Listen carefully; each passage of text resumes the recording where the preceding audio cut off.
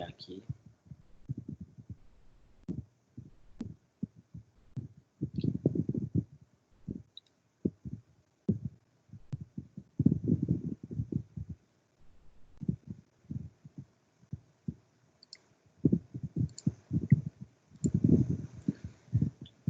Apareceu para vocês os slides? Sim. Sim? Não. Não? Sim.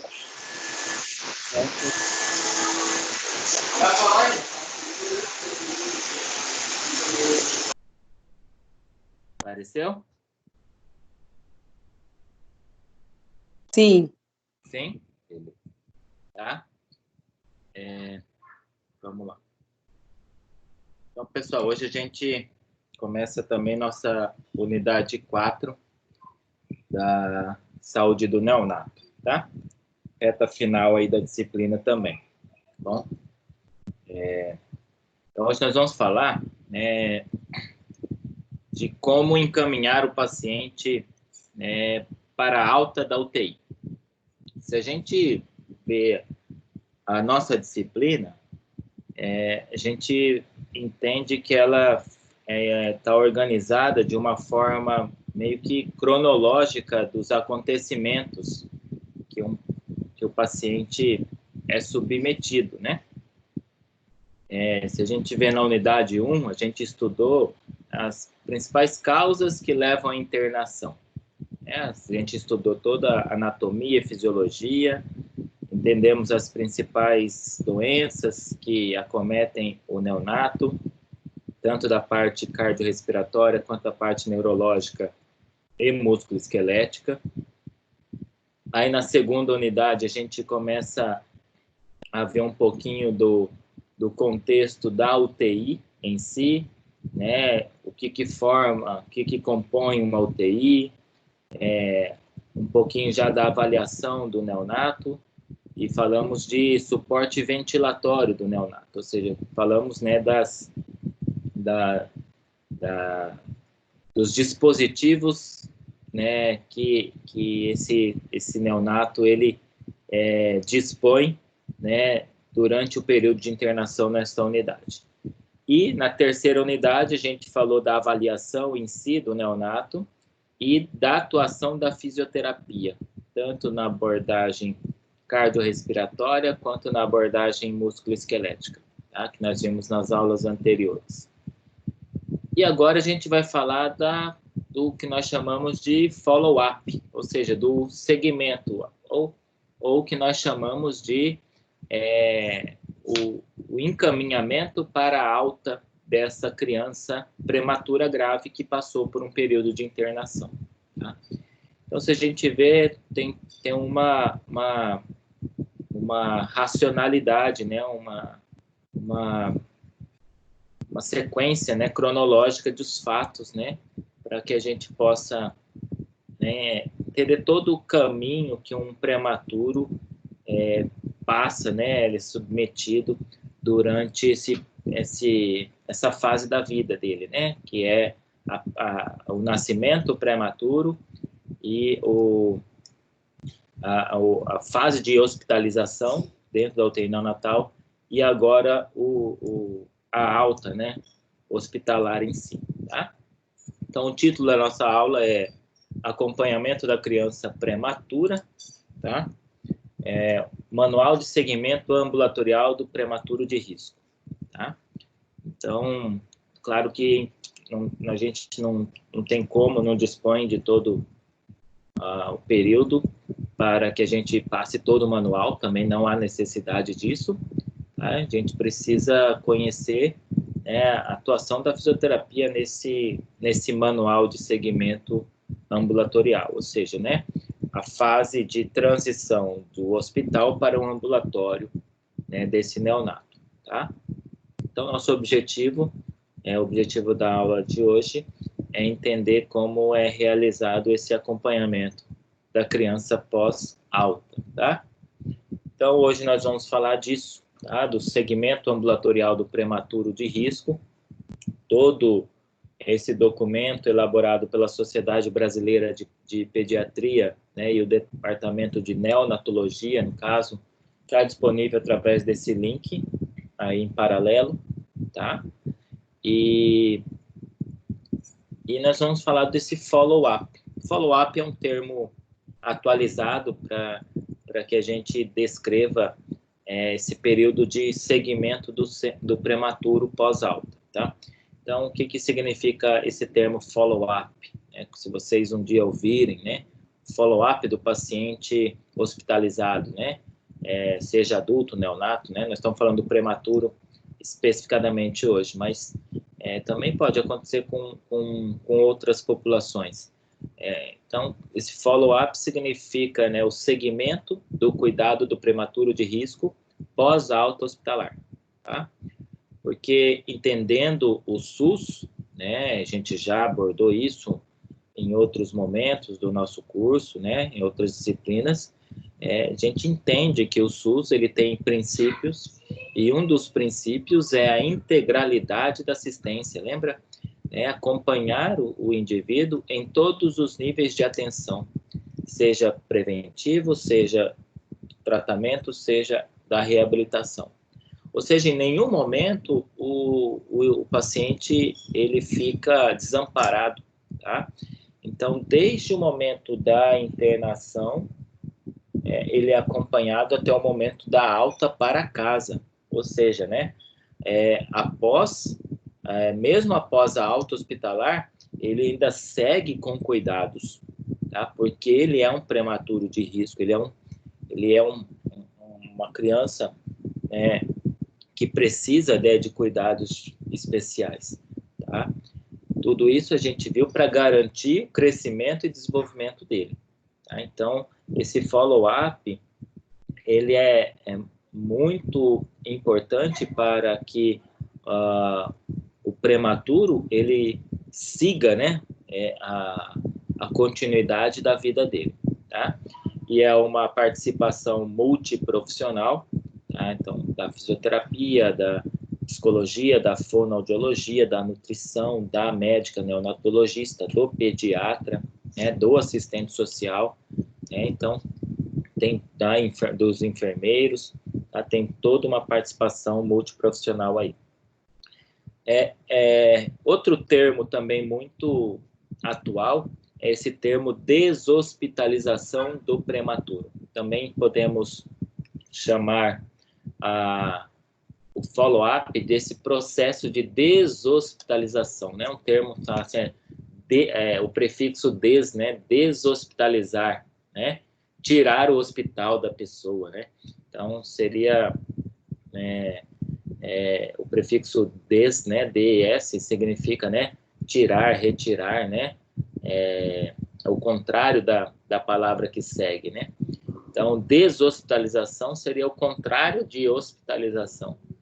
Então seria a gente fazer todo esse processo de né, tirar o hospital desse prematuro, ou seja, dar seguimento para que ele, né, siga a vida dele, né, da forma mais normal possível, tá bom? Então, qual é o papel, então, da fisioterapia nesse processo de deshospitalização, nesse processo de follow-up, né? Basicamente, a fisioterapia ele tem uma participação ainda dentro do hospital, tá? E aí, no ambulatório, tá? Dentro do hospital, a fisioterapia vai preparar essa criança e a família para a alta hospitalar. E no ambulatório, o fisioterapeuta vai receber essa criança e iniciar um tratamento fisioterapêutico ambulatorial, tá? Então, a fisioterapia, ela está, né, em continuidade, né, total, tá? Ou seja, a fisioterapia não para, tá? Só muda o nível de atenção, né? De atenção terciária para uma atenção terciária, né? Secundária, perdão, né? Do nível hospitalar para o nível ambulatorial, tá? Mas a fisioterapia, ela não parou, né? Então, isso é muito interessante para nós, né? termos da continuidade da assistência fisioterapêutica. De que forma a gente pode participar desse processo de deshospitalização? Desde o hospital até, principalmente no ambulatório, né, o fisioterapeuta que recebe essa criança no ambulatório, os fisioterapeutas precisam que avaliar essa criança, avaliar esse neonato para entender as condicionantes de alta, ou seja, se esse neonato está apto para alta hospitalar, e o fisioterapeuta do ambulatório, né, conhecer esta criança que está chegando para ele. Então, como que ele faz isso? Através de avaliações. Que avaliações? Ele vai usar testes, vai utilizar métodos de avaliação. Talvez a gente comente de alguns métodos de avaliação na última aula dessa unidade, na 4.3, tá? Realizar testes de acompanhamento do desenvolvimento motor e detectar possíveis atrasos no desenvolvimento neuromotor e sequelas, tá? Nesse momento, a disciplina de neonato casa com a disciplina de saúde da criança, tá? Porque esse neonato passa, após, né, completar, né, 28 dias, né, de nascimento, né, ele passa a ser uma criança, né? Então, ele começa a fazer parte, não mais da neonatologia, mas da pediatria, né? E aí é o momento que as disciplinas de neonato e saúde da criança se encontram, né? Porque é lá na saúde da criança que vocês vão aprender a realizar testes, principalmente com relação ao desenvolvimento neuromotor. Lá na saúde da criança que a gente aprende, né, toda a relação entre idade, né, e desenvolvimento neuromotor. É lá na saúde da criança que vocês aprendem todos os reflexos primitivos, quando eles se iniciam, quando eles terminam, todas as reações, quando elas se iniciam, quando elas terminam, a aquisição de movimentos voluntários, a aquisição do desenvolvimento dos órgãos dos sentidos, né, visão, audição. Então, é nesse momento que a gente também é importante a gente entender que todo nosso curso ele é elaborado em cima das diretrizes curriculares, né, nacionais, e as diretrizes, né, orientam que o ensino seja feito em ciclos de vida. Exatamente isso que a gente entende agora, né? Um ciclo de vida neonatal, um ciclo de vida pediátrico, ou seja, criança, adolescente, daí tem saúde do adulto, saúde do idoso. Dentro da saúde do idoso, tem a saúde da mulher, especificamente, tá? Então, a gente entende por que a gente estuda dentro desses ciclos, tá? Porque é uma orientação, né, das diretrizes que orientam a formação dos cursos de graduação, tá? Então, é importante a gente saber isso, né? Que onde se encaixa, né, uma continuidade, né? Principalmente saber o porquê de estudarmos assim. Eu acho que, enquanto adulto, é importante entendermos o porquê das coisas, né? A gente tem mais aceitação, a gente tem mais entendimento, a gente tem mais compreensão das coisas quando há mais justificativas para aquilo que a gente está estudando, para aquilo que a gente está conhecendo, tá bom? Então, hoje, na aula de hoje, nós vamos aprender a avaliar alguns aspectos, né, de condicionantes de alta de hospital, tá? O fisioterapeuta, ele participa, sim, dessa decisão, que é multiprofissional, para que a criança, né, receba alta hospitalar. E vamos já ver alguns aspectos, né, do reconhecimento de possíveis atrasos do desenvolvimento neuromotor da criança, tá? Então, a gente avaliar a criança e, de acordo, então, com a idade dela, né, prever possíveis atrasos, tá? Em aulas anteriores, até comentei com vocês que é até uma, vamos dizer, uma injustiça que cometemos com os prematuros, compará-los, né, com uma mesma idade de uma criança termo, né? Por exemplo, eu tenho um prematuro de 3 meses. Eu tenho uma criança termo de também 3 meses de nascimento. Será que em termos de desenvolvimento neuromotor, elas podem ser comparáveis? Uma criança que ficou 38 semanas, né, de vida uterina, completou toda a sua fase de desenvolvimento uterino, nasceu e tem 3 meses de idade. É certo? Será que a gente pode comparar, né? Será que é justo, né, compararmos, né, com um prematuro que nasceu de 32, 34 semanas, né? E não completou as 38 a 40, né, de idade, né, gestacional, nasceu e tem os mesmos 3 meses de idade, né?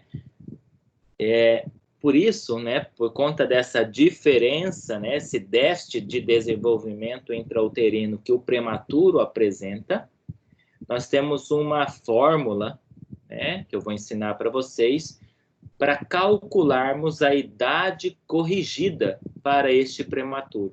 Ou seja, uma forma de podermos, né, analisar essa idade real com relação à fase do desenvolvimento neuromotor, tá? Então, o fisioterapeuta, esse fisioterapeuta que recebe o neonato no ambulatório, ele precisa, né, fazer essa correção de idade, né, para que ele possa ter um comparativo mais fiel com aquilo que a criança apresenta em termos de desenvolvimento neuromotor. Prof, Fala, meu bem. a gente até passei por isso aqui na minha família. O meu sobrinho é de 34 semanas e a minha sobrinha é de 39 para 40. Então, comparava muito um com o outro. 5 semanas, né? Isso. Então, tipo assim, minha irmã levou ele até no neuro, porque ele era mais lento que ela, tipo, ela já sentava e ele não queria sentar. E eu falava, não, porque não pode comparar, mesmo assim, ela não entendia. Ele levou ele no neuro, precisou o neuro conversar com ela para ela entender. Aí, agora você vai hoje, Inês, aprender essa fórmula, né? E aí você vai ter uma forma de comparar a idade gestacional com a idade atual, né, dele. Isso. E fazer um comparativo fiel com a fase do desenvolvimento neuromotor da criança. Tá? Perfeito, então, perfeito. Obrigada. Muito bom. Legal. Estão vendo, né? A gente encontra exemplos, né, práticos, né? Isso é muito comum com um fisioterapeuta que decidir trabalhar com neonatologia, com saúde da criança, tá? Confesso para vocês que teve um momento, assim, da minha vida acadêmica que até pensei nisso, tá? De trabalhar com neuropediatria, tá? Mas depois que eu fiz a parte, né, de fisioterapia hospitalar, eu me apaixonei, me encontrei ali, eu mudei de ideia, tá? Mas teve um momento que eu até pensei, tá? Vocês já estão chegando nesse momento, né? Creio nisso, né? E de escolher, né, a área, né, que gostaria de seguir, tá? Mas calma, deixa o estágio chegar, que vocês vão apaixonar mais por aquilo que vocês vão decidir, tá? Então, vamos lá. Quais são os objetivos do segmento ambulatorial em prematuridade, né? Quais são os objetivos do follow-up? Quais são os objetivos desse processo de deshospitalização, né, do prematuro, tá? Primeiro, né, ele está hospitalizado, está numa UTI neonatal, com todos aqueles problemas, aquelas afecções que podem acometer um prematuro.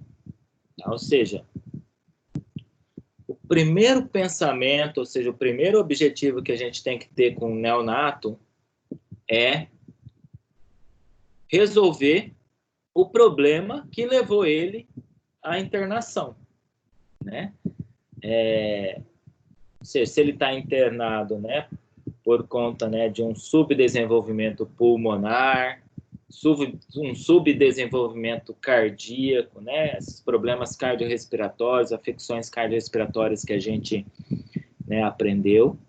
Então, o primeiro objetivo é a estabilização clínica, ou seja, né, a resolução do problema que levou ele à internação, tá? Então, a gente chama isso de estabilização clínica e hemodinâmica do recém-nascido.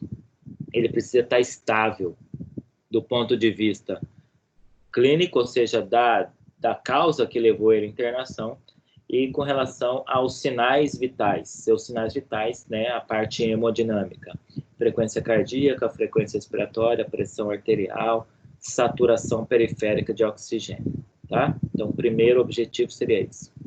Segundo objetivo seria iniciar, então, o processo de alta hospitalar. Porque não é assim, né? Ele melhorou, amanhã vai de alta, né? Não, é todo um processo, né? Que envolve a família, que envolve, né, também o paciente, que envolve a rede de atenção do SUS para acompanhamento desse neonato, tá? A gente viu na aula passada, né, o método canguru, que, né, acompanha, faz parte desse follow-up, desse processo também de deshospitalização, né, porque a gente viu que existe etapas pré-natal, etapa hospitalar e etapa da unidade de saúde da família, ou seja, pós-alta, tá? Então, faz parte desse processo, né, de deshospitalização, tá? E terceiro, cada área de atuação, aí, de acordo com as suas especificidades, né, vai traçar objetivos específicos para cada área, né, para a sua área, né? Então, a fisioterapia, então, vai traçar quais são os seus objetivos específicos para esse neonato. Basicamente, né, o nosso objetivo é, né, reduzir, né, o mais possível, né, atrasos no desenvolvimento neuromotor desse neonato, tá? Claro, né? Que objetivo específico? Porque às vezes o neonato ele vai ter um problema específico, então não tem como eu falar todos os problemas, todos os objetivos aqui. Vai depender de cada caso, né? Mas basicamente seria minimizar qualquer tipo de atraso no desenvolvimento neuromotor e minimizar também as sequelas, né, que ele possa ter do ponto de vista cardiorrespiratório, tá? A gente viu, né, na aula 3.2, né, uma doença chamada displasia broncopulmonar, né, causada pelo longo período de ventilação mecânica a que o neonato pode ser submetido, e isso leva a uma dependência do uso de oxigênio por um longo período ainda pós-alta, né? Por conta de uma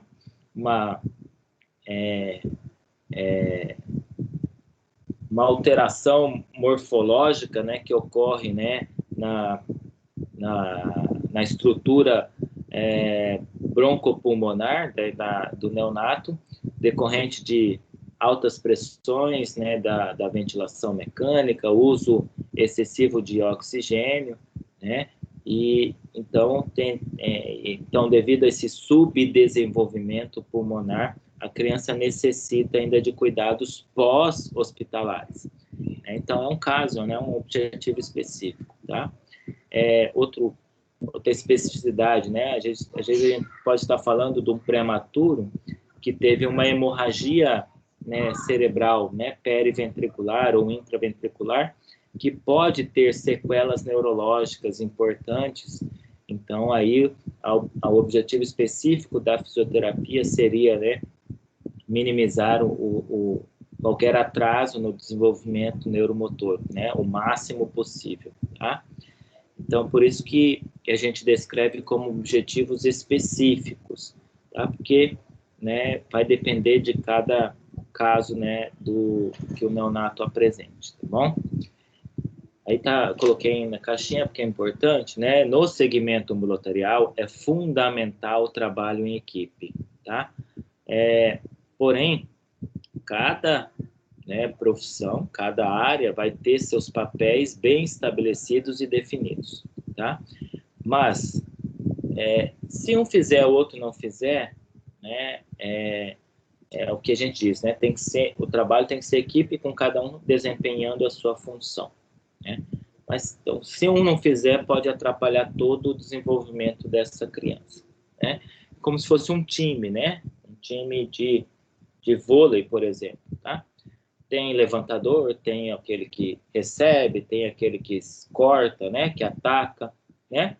Se o levantador pode ser o melhor do mundo, né? Mas aquele que recebe, se ele não receber bem, o levantador não vai receber a bola. E se o levantador não recebe a bola, quem ataca também não vai conseguir atacar.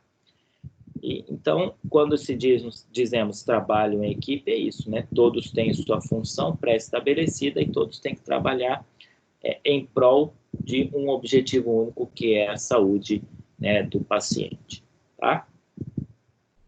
Deixa eu beber uma água.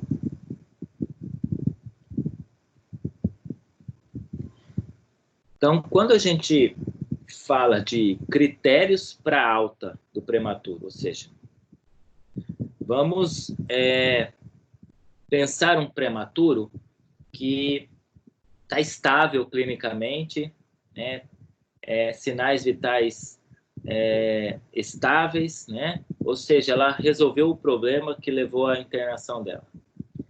Então, vamos considerar se ela tem critérios para alta hospitalar, para que ela possa entrar nesse processo, né?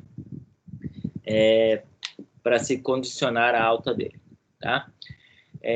Todo esse material cinzinha que vocês estão vendo, essa corzinha aqui, foi retirado daquele manual, né, que eu coloquei no primeiro slide, né, que tinha o link para acesso, tá?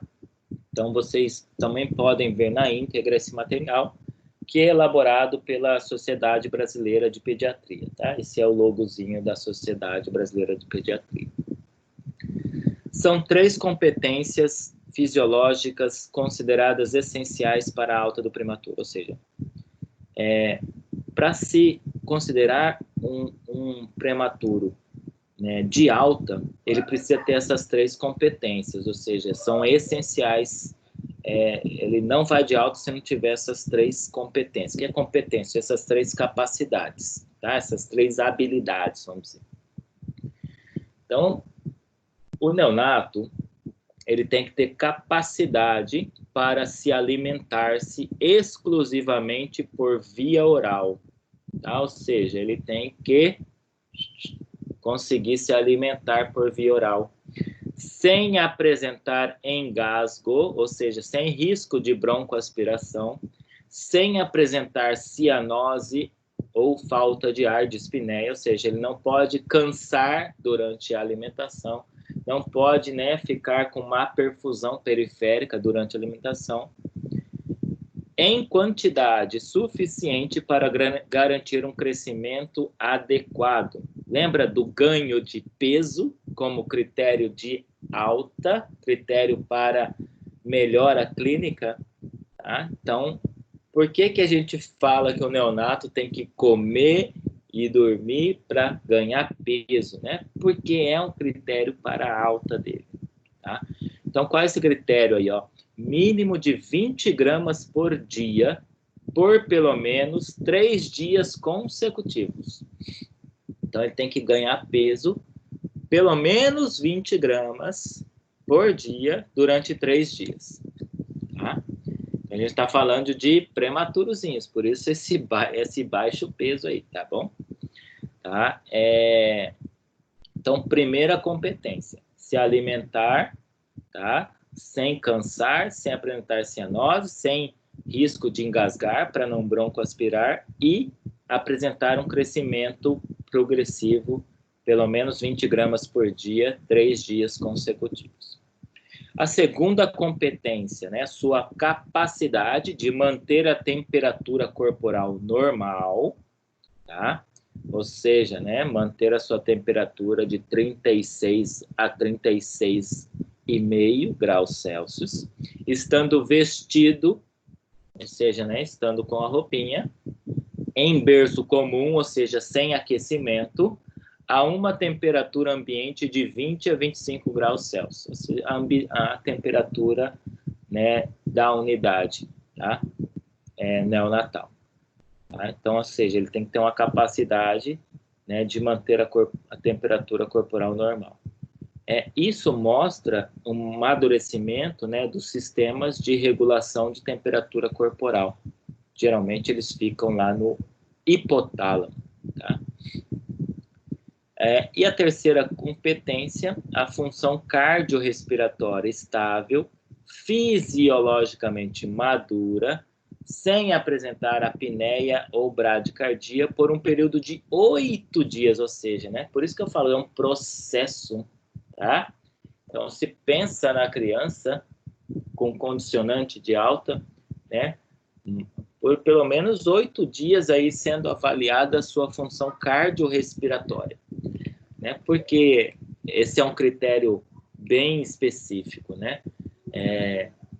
Essa função cardiorrespiratória está o desenvolvimento, o amadurecimento da função cardiorrespiratória está comprometida com relação à prematuridade, né? A gente viu que antes de 34 semanas o prematuro não tem por completo, né, a sua estrutura alveolar e, consequentemente, a produção de surfactante. Então, ele pode sofrer ainda impactos da falta do surfactante e ter colapso, né, pulmonar, ou seja, nascer com o pulmão com atelectasias, tá? Com relação à função cardíaca, a gente sabe que após o nascimento, o forame oval, o canal arterial, eles têm que fechar, né? E o prematuro tem mais chances de ter atrasos no fechamento do forame oval ou do canal arterial, e isso pode trazer, né, afecções cardiorrespiratórias, que já estudamos. Então, devido a essa imaturidade desses dois sistemas relacionados à prematuridade, então faz-se necessário a gente avaliar o completo amadurecimento desses sistemas para condicionar a alta, né, deste neonato. Tá? E isso aí a gente vê, né, por um período de 8 dias, essa estabilidade cardiorrespiratória. Tá bom? Então, são essas 3 competências fisiológicas, né? E assim, pensando um fisioterapeuta de unidade neonatal, é muito interessante, né, a gente ter esse conhecimento, né, para participar, né, dessa questão multiprofissional, dessa decisão de alta, né, do paciente, tá bom? Agora, pessoal, eu vou passar um vídeo para vocês, tá? Eu vou desligar o meu fone para que vocês possam ouvir, tá? Acho que ele nem está conectado.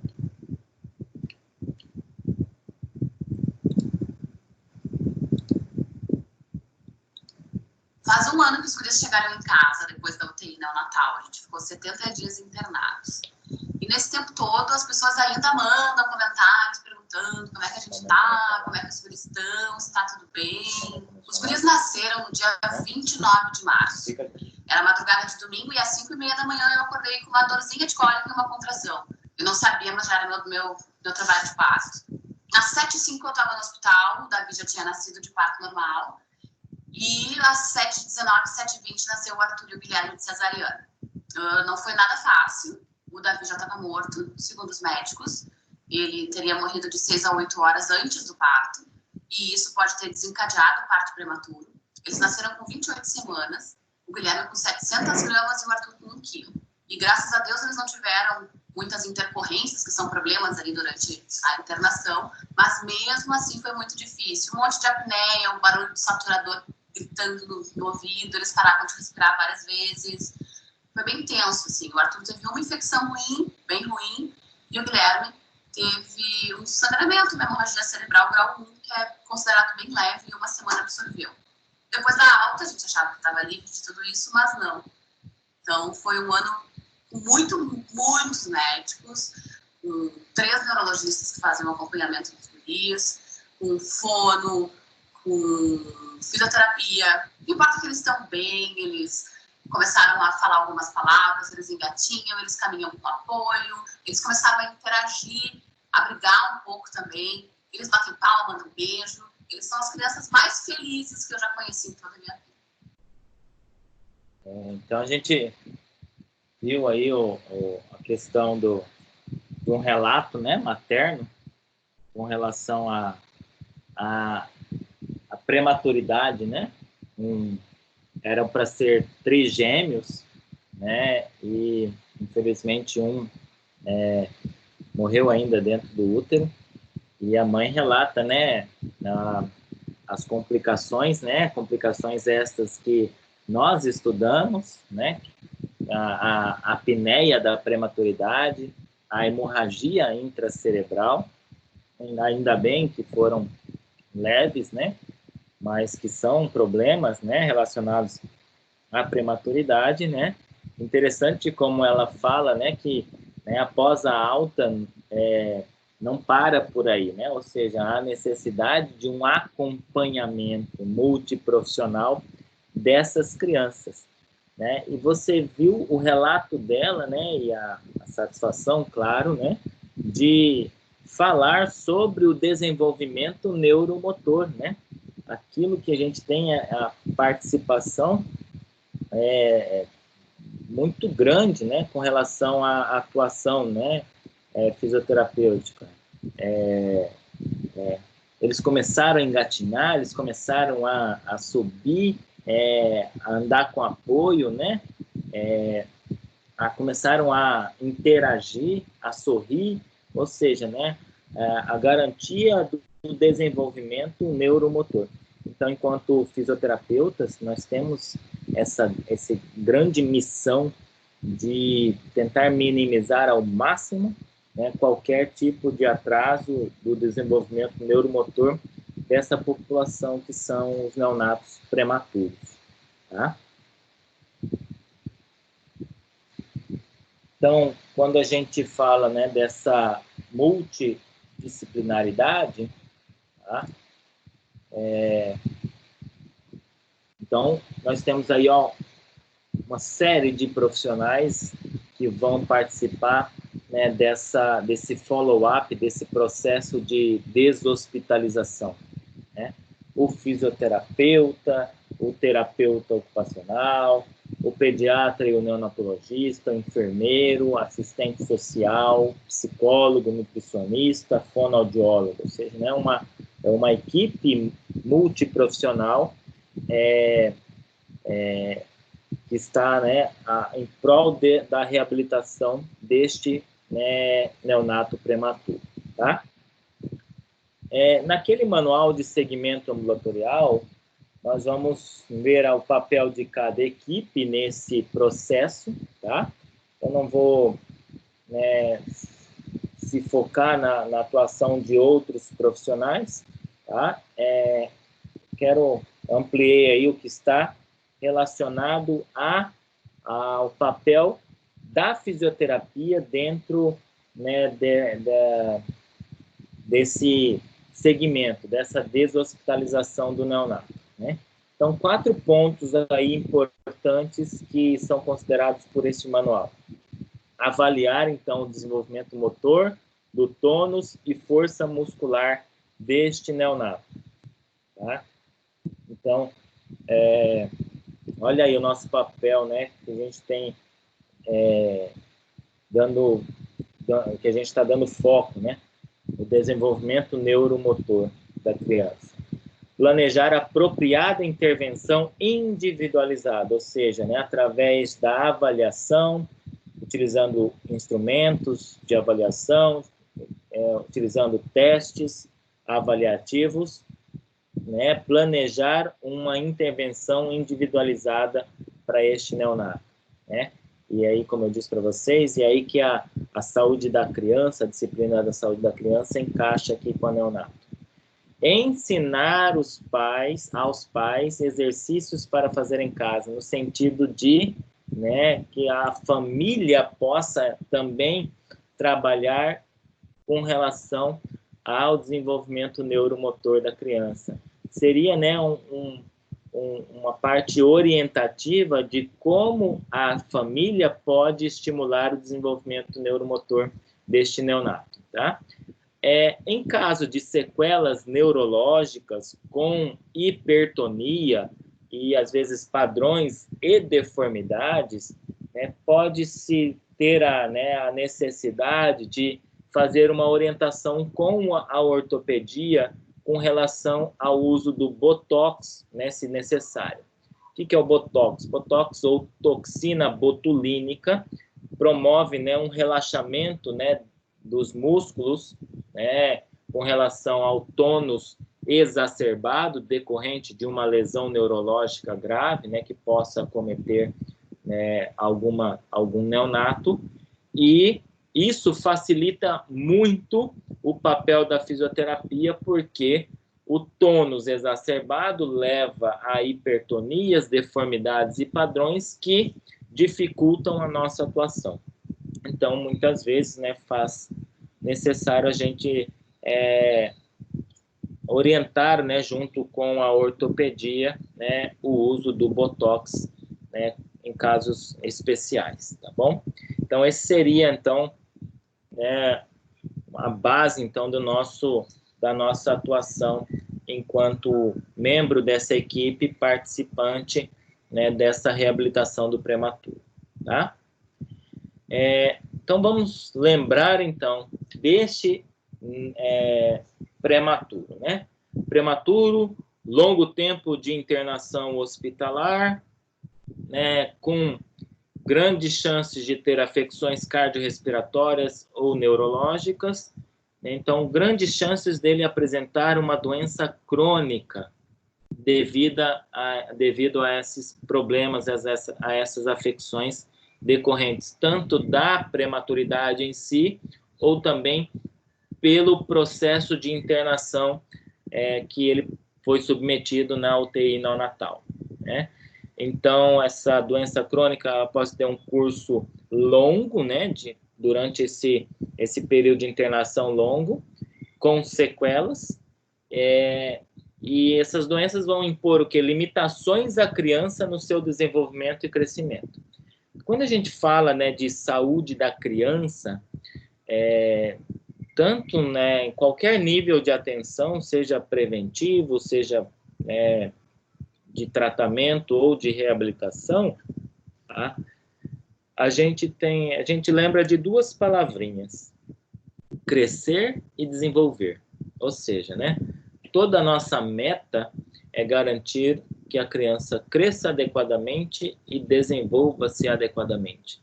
Não são sinônimos, professor? Não, né? Já expliquei isso para vocês, né? Não sei se foi aqui, né, na neonato, ou se foi na atenção primária agora, ou na tópicos 1. Às vezes a gente fala dos mesmos assuntos, mas crescer seria, né, ganhar, aumentar suas variáveis antropométricas, ou seja, relacionadas ao corpo, como peso e altura. Isso é crescer, né? Ou seja, crescer é aumentar tamanho, tá? Então, as doenças crônicas podem impor limitações ao crescimento, ou seja, ao crescimento ponderal, né, da criança, a limitação ao crescimento, né, de estatura da criança. Então, a gente, né, pode também, né, ter como objetivo, né, minimizar essas limitações de crescimento corporal, tá? E desenvolver. O que é desenvolver? Desenvolver está mais relacionado com a função, tá? Então, além de ganhar tamanho, a criança precisa ganhar tamanho e função. Que função é essa? Funções neurológicas, funções músculo-esqueléticas, funções cognitivas, né? em termos de raciocínio, em termos de entendimento, em termos de relacionamento social, em termos de até de pré-alfabetização, tá? Então, crescer e desenvolver estão intimamente ligados, mas não são a mesma coisa, tá? São exemplos, né, então, dessas doenças crônicas, né? Então, aí, o que eu lembrei para vocês, né? A broncodisplasia pulmonar ou displasia broncopulmonar, mesma coisa, tá? Que é causada devido ao uso da ventilação mecânica prolongada, principalmente quando o prematuro exige o uso de parâmetros, né, ventilatórios mais elevados, principalmente, né, pressão e oxigênio, tá? Isso leva a uma alteração na morfologia broncopulmonar e, né, a criança vai cursar com problemas respiratórios, né, durante essa fase. E muitas necessitam, né, do uso de oxigênio, né, também, né, pós-alta hospitalar, né? Então, vai fazer uso, né, ou de um suporte ventilatório ou de uma simples oxigenoterapia, tá? O que a gente sabe é que isso não limita, né, as chances de alta da criança, tá? Claro que ela vai necessitar de toda uma estrutura na sua casa, mas isso é conseguido, né, ou por plano de saúde ou via, né, convênio pelo SUS, tá? Cardiopatias congênitas também são exemplo de doença crônica, muitas delas requerem tratamento cirúrgico, ou neuropatias congênitas, ou seja, doenças neurológicas causadas ao nascer, ou por anóxia, ou seja, falta de oxigênio, né, nesse período neonatal. São crianças que necessitarão de fisioterapia, né, a longo prazo, tá? Então, a gente vai, né, falar um pouquinho, né, sobre esse processo de deshospitalização mais, tá? Então, a gente vê duas fotos aí, tá? Não são pacientes meus, né? São fotos que eu coletei, né, via internet mesmo, tá? Mas a gente pode observar, né, que são crianças pós-hospitalizadas, né? Então, são crianças deshospitalizadas, mas que continuam com suporte ventilatório, né, pós, né, alta hospitalar, né? Então, provavelmente por, né, doença crônica, né? Ou seja, né, complicações e sequelas das doenças que levaram ela à internação no período neonatal, ou doenças que elas adquiriram, né, durante esse período de internação hospitalar. Bom? E aí o fisioterapeuta é um dos profissionais, ou se não o profissional, que vai fazer todo esse gerenciamento, né, desse suporte ventilatório, tá?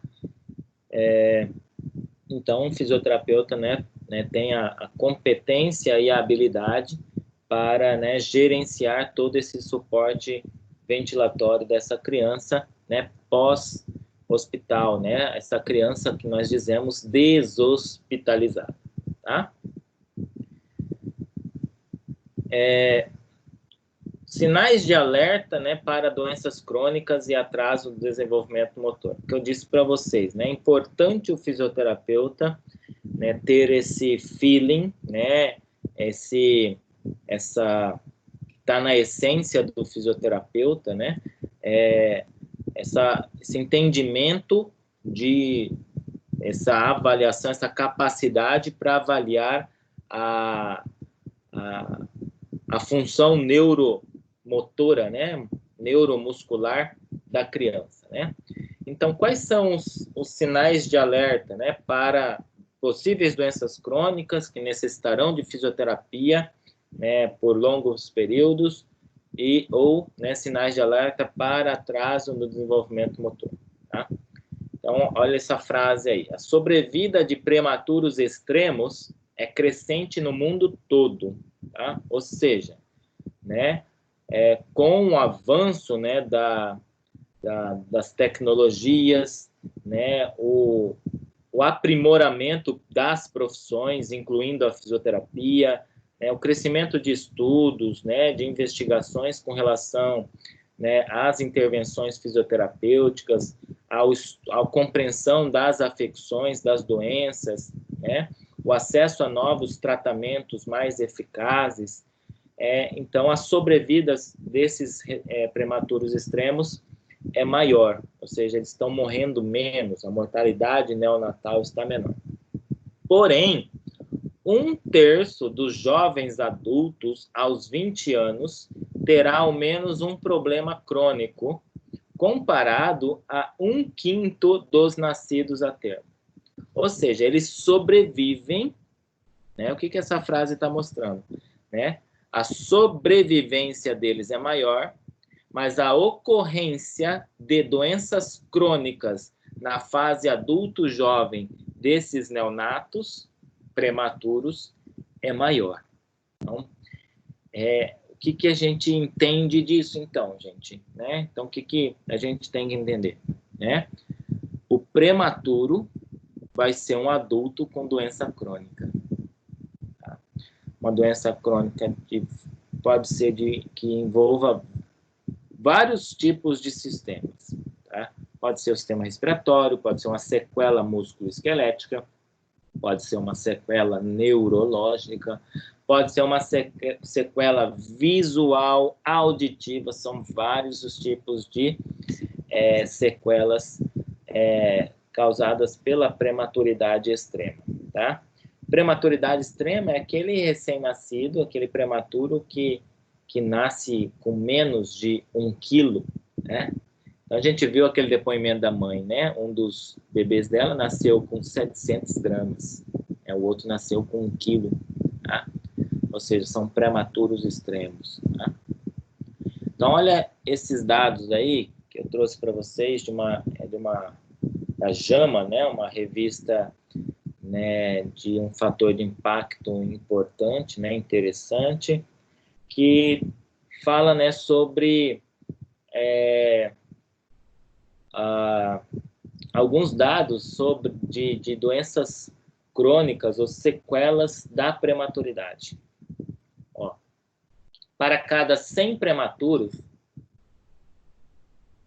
com idade gestacional menor ou igual a 26 semanas, ou seja, né, prematuros extremos, né, 26 semanas, está se iniciando aí para a gente ter uma comparação, a produção de surfactante, né, haverá, então, 3 casos de paralisia cerebral, ou seja, né, neuropatias crônicas, né, não progressivas, tá?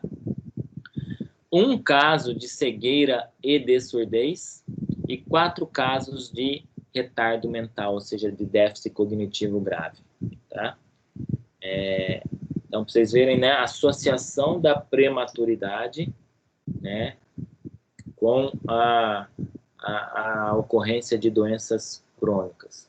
Para cada 100 bebês com peso de nascimento menor ou igual a 800 gramas, haverá quase 2 casos de paralisia cerebral de cegueira, 1 caso de surdez, 5 casos de retardo mental. Então, ele fez 2 relações aí. Uma relação com idade gestacional e uma relação com baixo peso ao nascer. Tá? Então, né, baixo peso, prematuridade extrema, né, tem relação, sim, com a ocorrência de atrasos no desenvolvimento neuromotor e a ocorrência de doenças crônicas. Tá? Devem ser, então, observados pelo fisioterapeuta, né, a questão do crescimento, ou seja, né, tamanho, peso e altura, então. Para quem é mãe, né, e tem aí a caderneta do seu filho, da sua filha, né, da sua criança, vocês acompanham, né, que numa parte da caderneta, né, tem um gráfico de crescimento, né, E daí tem um gráfico que representa a média, né? Ou seja, né? Esperada para a idade. E o pediatra, ele pesa, né? Mede a criança e coloca lá para avaliar o gráfico de crescimento. Ou seja, né? A gente deve observar também e acompanhar esse crescimento com relação a peso e altura. Tá? O que é importante também a gente avaliar a função cardiorrespiratória, ou seja, a avaliação do padrão respiratório, né, a frequência respiratória, a frequência cardíaca e a oxigenação, ou seja, né, avaliar a estabilidade cardiorrespiratória deste neonato. Em cardiopatas, ou seja, né, aqueles neonatos que apresentam cardiopatias congênitas, observar esses sinais vitais, principalmente durante as mamadas, para ver se ele não cansa ao mamar, se não fica cianótico, se não fica dispneico, né, durante a evacuação, porque faz força, né, então ver se ele tem algum tipo de cianose também, ou dispneia durante a evacuação, ou qualquer outra atividade que leve, né, a uso, né, de força muscular, né, de aumento de trabalho respiratório, tá? Para que a gente observe o comportamento desses sinais vitais durante essas atividades. Às vezes ao brincar, ao correr também, tá? Mas, claro, considerando uma criança, tá? Que tenha essa função preservada. Em neuropatas, avaliar a presença de crises convulsivas, né, que é um sinal, né, de uma anormalidade na transmissão de impulsos nervosos cerebral, hipoatividade, ou seja, né, uma criança hipoativa, né, ou seja, que ela se movimenta menos que o esperado para uma criança normal, se é uma criança agitada e se tem atrasos no desenvolvimento neuromotor, tá? E agora, então, o que eu disse para vocês, nós vamos aprender a avaliar a idade corrigida, né, do recém-nascido, tá? Então, a fórmula da idade corrigida é a idade cronológica, que é a idade real da criança, tá? Só que a gente vai, né, transformar essa idade real de meses para semanas, tá? Considerem aí um mês, né, 4 semanas, tá? Então, né, sempre considerem a idade cronológica como a idade real, tá? O que é a idade real, tá? Idade real, por exemplo, né, se nós estivermos avaliando um recém-nascido de 4 meses de idade, né? Então, nós vamos pegar 4 meses, cada mês tem 4 semanas, então nós vamos multiplicar 4 vezes 4. Então, nós temos aí 4 meses igual a 16 semanas, tá? Se o recém-nascido tem 6 meses de idade, né? Ou seja, se essa criança tem 6 meses de idade, nós vamos multiplicar 6 vezes 4, então nós temos aí 24 semanas, tá bom? 40 é uma constante nessa fórmula, tá? Então, sempre vai ter esse número 40, que é a idade de nascimento a termo, né? Se a gente considerar 38 a 42, então a gente pega a metade, tá? Coloca na fórmula, então esse 40 vai ser sempre 40. E aí a idade gestacional, que é a idade de nascimento do neonato, com quantas semanas ele nasceu, tá? Então, a gente também transforma, se for relatado em meses, para semanas da mesma forma, tá? Multiplica por 4, tá bom? Qual é a forma? Idade corrigida, então, é a idade cronológica, idade real da criança, menos 40, menos a idade gestacional, tá? Então, notem que o 40 e a idade gestacional estão entre parênteses. Então, primeiro a gente faz a subtração do 40 pela idade gestacional. E depois faz a subtração né, da idade cronológica por esse resultado. Vamos ver um exemplo, tá? Para vocês entenderem. Tá?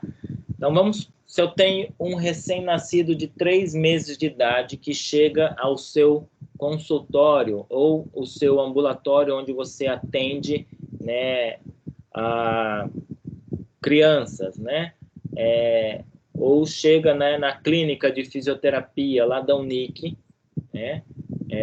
Para o estágio de neuropediatria, ou chega na sua clínica particular que você trabalha, montou e está trabalhando, que atende, né, crianças, né? Então, né, considere, né, esse recém-nascido, essa criança de 3 meses de idade, tá? E ela nasceu de 32 semanas, ou seja, um prematuro. É igual a gente comentou, né? Inês falou, né? Será que eu posso comparar ela com uma criança que nasceu de 38 a 42 semanas, né? Não, a gente faz a idade corrigida para ela, tá? Então, olha lá, a idade corrigida é igual a idade cronológica menos 40 menos a idade gestacional, tá? Idade corrigida é a idade cronológica, 3 meses de idade, ou seja, a idade real dela, transformando a meses em semanas. 3 vezes 4, ou seja, por que 4? Um mês tem 4 semanas. 3 vezes 4, 12. Tá? 12 semanas. Vamos dizer que a idade real dela é de 12 semanas. Tá? Se essa criança fosse termo, a gente pegaria lá nosso resumo, né? Eu sei que vocês têm, se vocês já fizeram saúde da criança, um resuminho com a idade e a apresentação com relação a função neuromotora, né? Ou seja, o que é esperado para essa criança de acordo com essa idade. Então, ela está 12 semanas, esperaria dela, né, já ter um controle de cabeça, né, já trazendo a mão para a linha média, né, já tentando, né, perder o reflexo de preensão palmar, né, e alguma coisa desse tipo, vocês sabem mais que eu, tá? Então, seria 12 semanas. Mas será que esse recém-nascido prematuro, será que ele tem, em termos de desenvolvimento neuromotor, essas 12 semanas? Não, né? Porque ela tem um déficit aí de desenvolvimento intrauterino, tá? Então, 12 semanas é a idade real dela, tá? 3 meses, 12 semanas, menos 40, que é fixo na fórmula, menos a idade gestacional, que geralmente apresenta-se em semanas. Se for, né, relatado em meses, transforme também para semanas. Então, a idade gestacional de nascimento dela, 32. Faz primeiro 40 menos 32. 40 menos 32 dá 8. 12 menos 8. A idade corrigida para este neonato, né, recém-nascido, essa criança que nasceu prematura, é de 4 semanas. E aí você pode transformar de novo para mês. Ou seja, né, divide agora por 4. Ao invés de multiplicar, divide por 4. 4 dividido por 4 é 1. Né? 4 semanas, 1 mês. Tá? Então, ela tem 3 meses de vida, mas para se avaliar o desenvolvimento motor dela, ela tem 1 mês de desenvolvimento neuromotor. Vamos dizer assim. Tá? Então, você vai ver na sua tabelinha lá o que uma criança de 1 mês tem que apresentar dentro do seu desenvolvimento neuromotor normal. É isso que significa corrigir a idade, né, gestacional para o recém-nascido prematuro, tá? Para aquele, né, bebê prematuro. Tá bom? Entenderam, gente? Muito fácil fazer essa fórmula, tá? Façam aí com outras idades, tá? Para que a gente, né, fique craque nisso aí, tá bom? Quando, né, se algum de vocês forem atender saúde da criança, né, vocês possam fazer essa correção, né, para a idade, né, do prematuro, tá bom?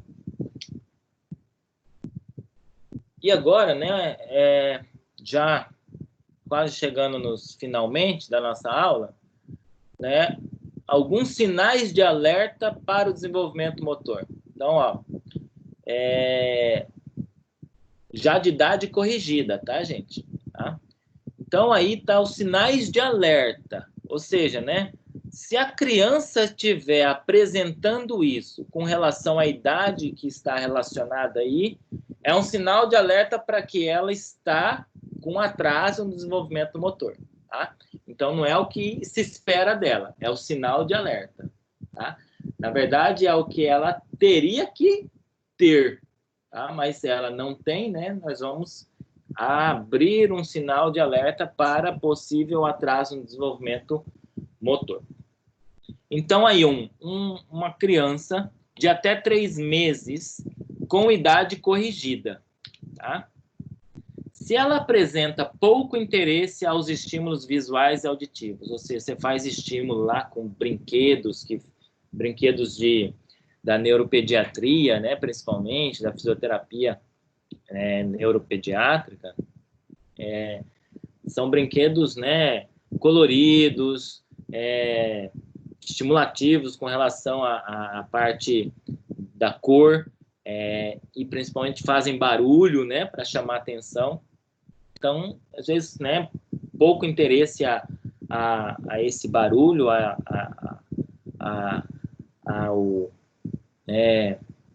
fixar o olhar, né, porque às vezes, né, esse barulho, essa cor fixa o olhar, ou seja, chama atenção, né, ou seja, ela fica interessada. Então, quando há pouco interesse, ou seja, o contrário disso, já é um sinal de alerta. A ausência do reflexo de fuga, tá? O que é reflexo de fuga? É que eu não tenho boneca em casa, né? Meu filho tem um carrinho, né?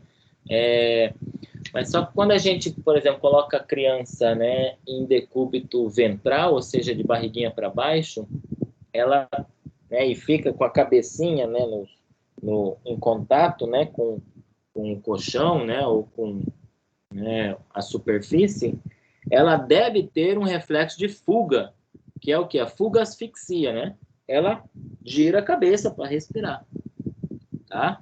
Então, é um sinal de alerta ela não ter esse reflexo, tá? Que é o reflexo de fuga asfixia, ou seja, para que ela, né, não fique sem respiração, tá?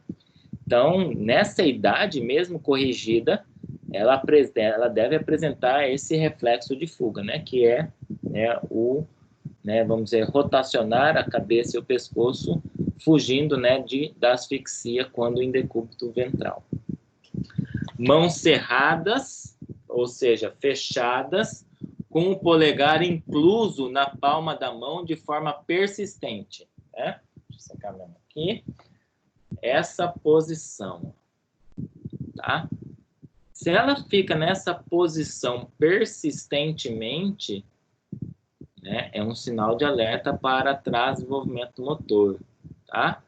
Ou seja, ela não vai ter, né, a capacidade de apoiar as mãos, né, para fazer todo o desenvolvimento neuromotor de membro superior, não vai pegar objetos, né? E é uma postura que a gente observa em crianças neuropatas, ou seja, aquelas crianças que apresentam sequelas neurológicas ao nascer, né, ou outro tipo de sequela durante o período de internação, tá?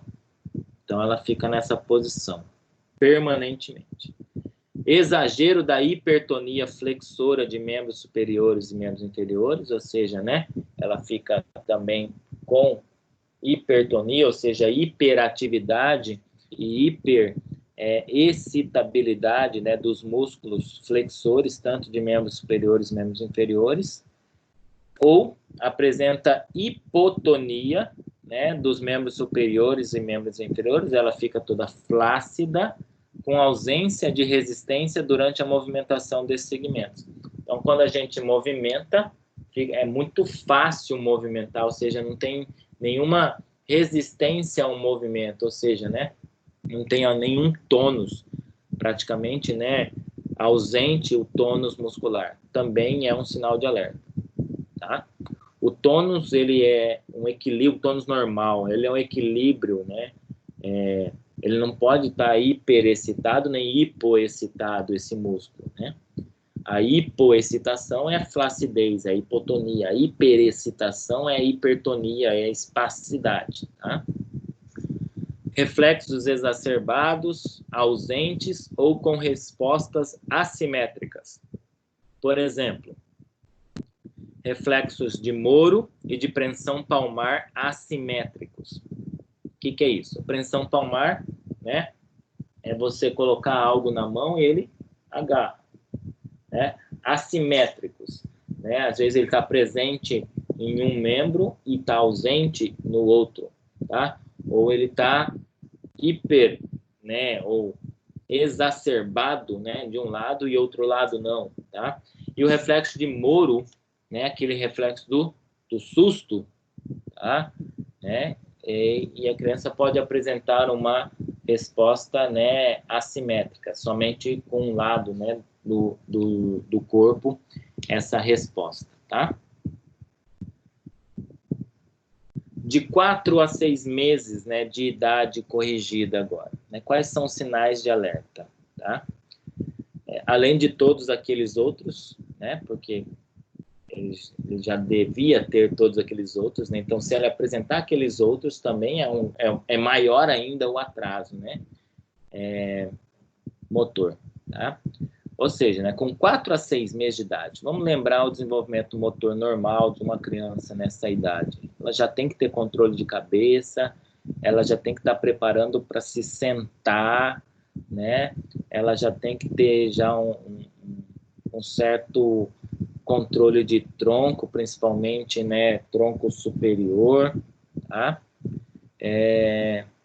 Com 6 meses, algumas crianças já engatinham, né?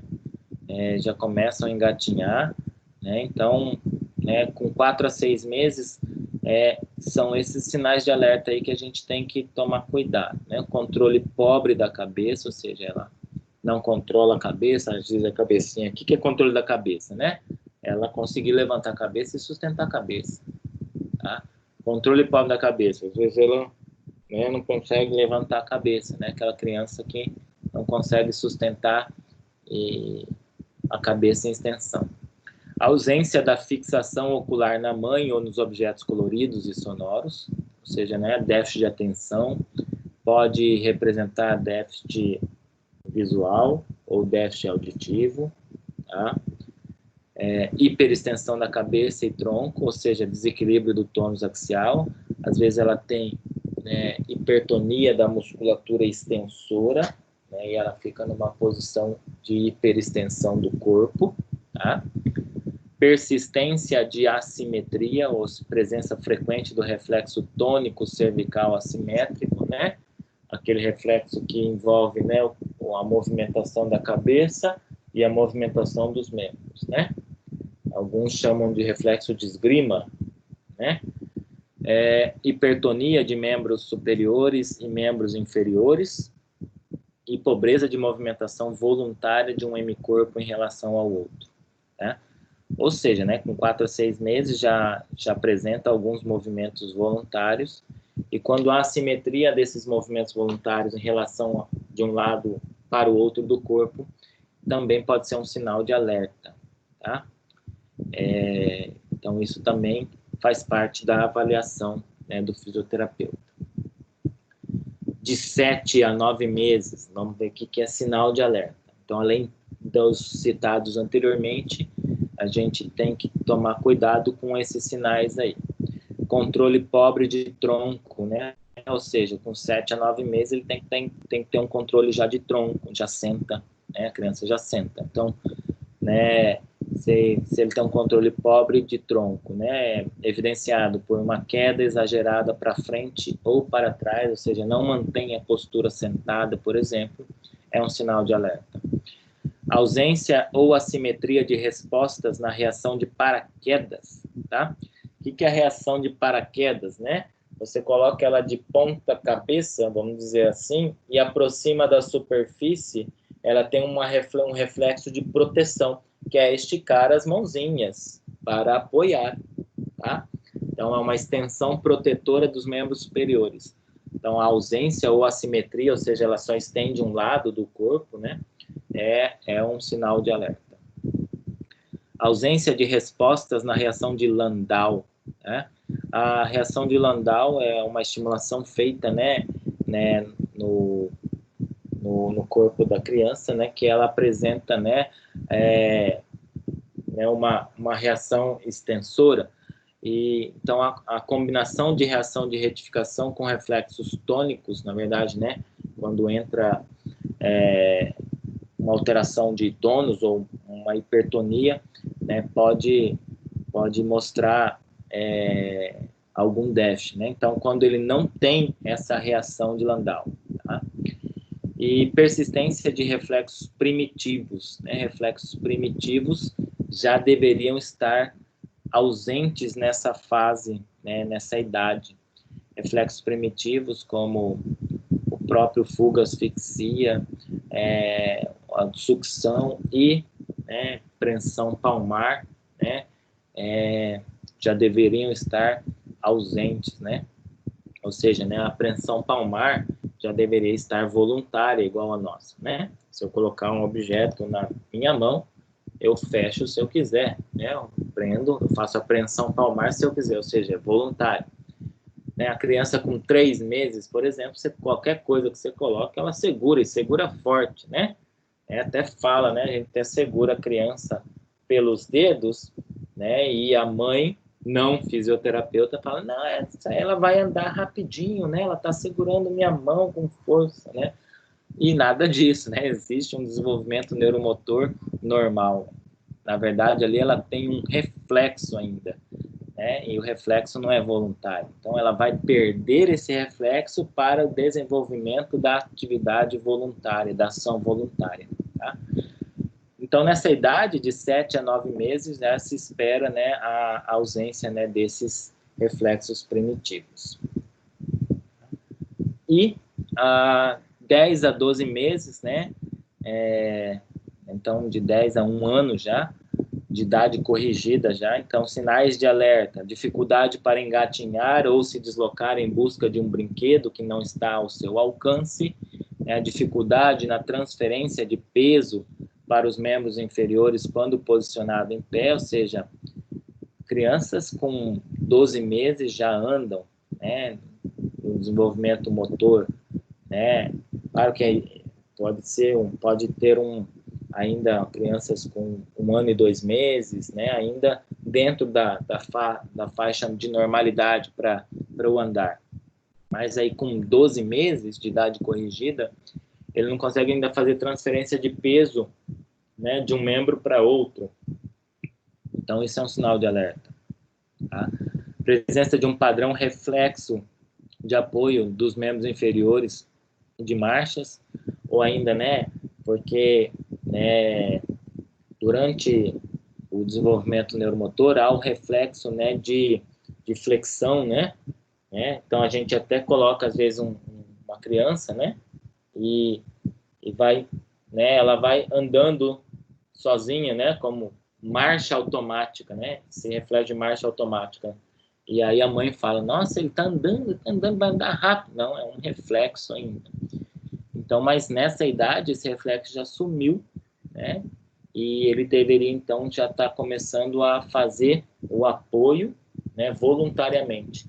Então, a presença de um padrão ainda reflexo de apoio, né, é um sinal de alerta. A marcha em tesoura, né? O que é a marcha em tesoura? Ele vai andando cruzando os membros inferiores. Então, isso é uma característica de neuropatia grave. Sinais de hipertonia ou distonias, né? Ou seja, né, esse tônus altera, né, de hiper para hipo, ou seja, né, uma alteração tônica, ou outras alterações de tônus podem se tornar mais evidentes nesta fase. Tá? Então, o fisioterapeuta ele tem que estar atento a esses sinais, tá? E aí, por isso, né, que quando se estuda a saúde da criança, se dá uma ênfase grande ao desenvolvimento neuromotor. Eu digo, né, ao compreendimento, né, da ventilação mecânica para aquele que quer fazer fisio-hospitalar, né, está a mesma relação do desenvolvimento neuromotor para aquele que quer fazer fisioterapia, né, na saúde da criança, né? Ou seja, né, é preciso entender isso muito bem, né? Então, o que vai, né, evidenciar para nós algum atraso no desenvolvimento motor de alguma criança, tá bom? E, então, para finalizar, eu quero mostrar esse vídeo para vocês. É um vídeo elaborado pelo CREFITO 3, que o CREFITO 3 é o Conselho Regional de Fisioterapia e Terapia Ocupacional do Estado de São Paulo. Então, ele fez um vídeo, né, promovendo, né, o conhecimento dessa área, né, de neuropediatria. Então, vocês vão ouvir um fisioterapeuta falando sobre, né, a experiência, né, sobre a atuação da fisioterapia no recebimento de uma criança, né, que teve algum comprometimento, algum problema ao nascer, ou, né, passou por um período de hospitalização, tá? Vamos lá. Aqui nós recebemos os prematuros logo que eles têm alta. Quando eles têm alta da UTI, eles já são automaticamente encaminhados para o ambulatório. Na primeira consulta no ambulatório, eles passam com o pediatra e automaticamente esses bebês de risco já vêm para a fisioterapia.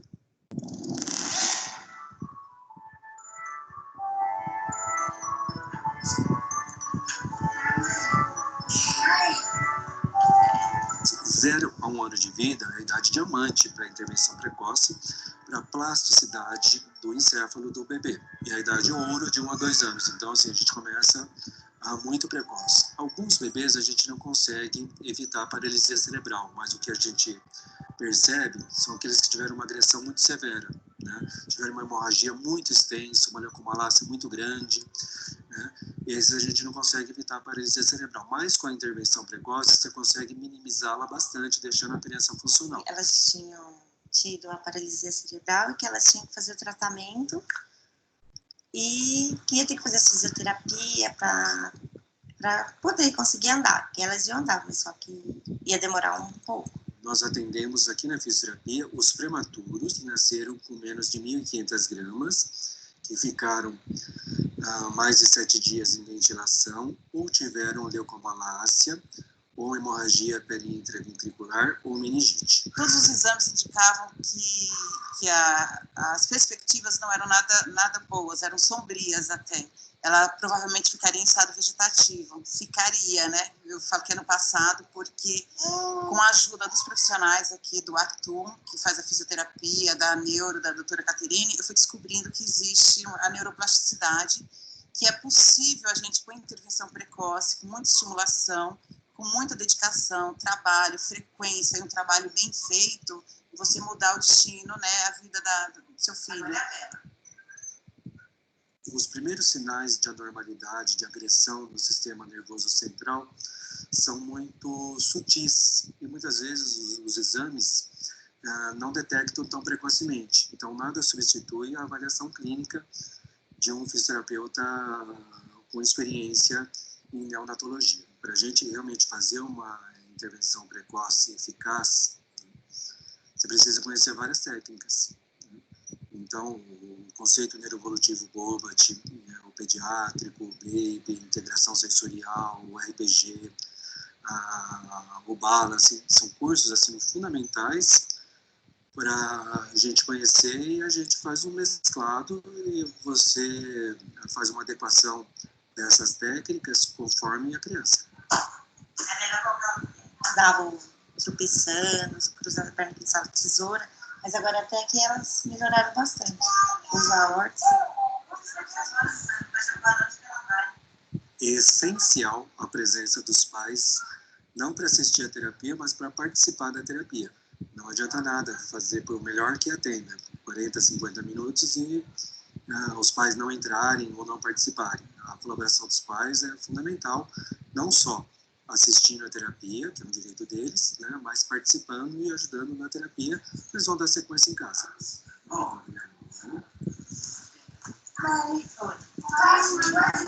mais importante para uma criança que tem, né, dificuldades, tem deficiências motoras e cognitivas, é ter qualidade de vida. E eu acho que com essa ajuda, né, da intervenção precoce, do trabalho bem feito desde o início, porque os primeiros anos são os mais difíceis, mas também são os mais propensos a você conseguir bons resultados. Então é importante, assim, acho que faz toda a diferença na vida de uma criança, da mãe, da família que tem uma criança prematura com uma grave, né, hemorragia, como ela teve.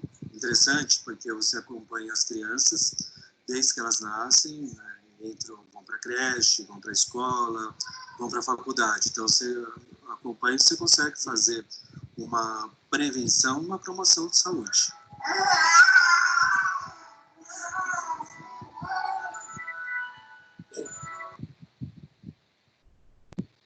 Bom, pessoal, era isso.